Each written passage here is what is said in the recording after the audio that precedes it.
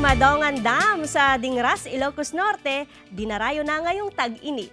Tunghayan sa report ni Ivy Hernando ng GMA Regional TV 1 North Central Luzon.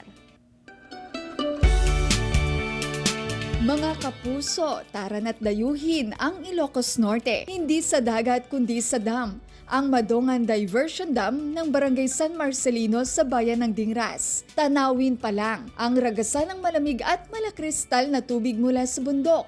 Mapapawin na ang iyong pagod. Higit 4 na po ang cottage sa lugar.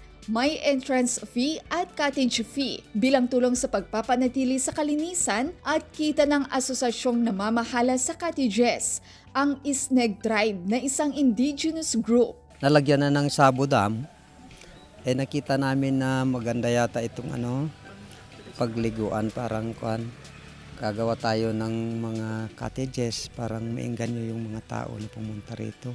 Kamakailan nakilala rin ang irrigation canal ng dam kung saan nagpapaanod ang mga naliligo. May mga trained lifeguards sa dam. Dahil sa lumalakas na hatak nito sa turismo, pinaganda na rin ang kakalsadahan.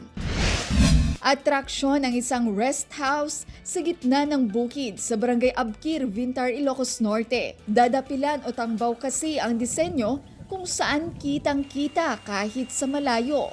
Ayon sa may-ari, dati raw natubuhan ang kanilang lugar kaya ito ang naisipan niyang disenyo. Maglalagay rin daw ng museum ng tubo o dadapilan sa loob ng rest house. Ang dadapilan ay Ilocano word ng sugar mill o tangbaw.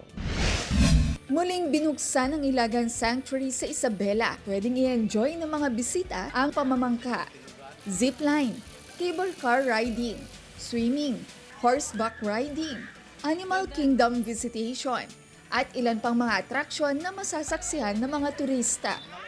Mula sa GMA Regional TV 1 North Central Luzon, Ivy Hernando, nagbabalita para sa GMA Integrated News.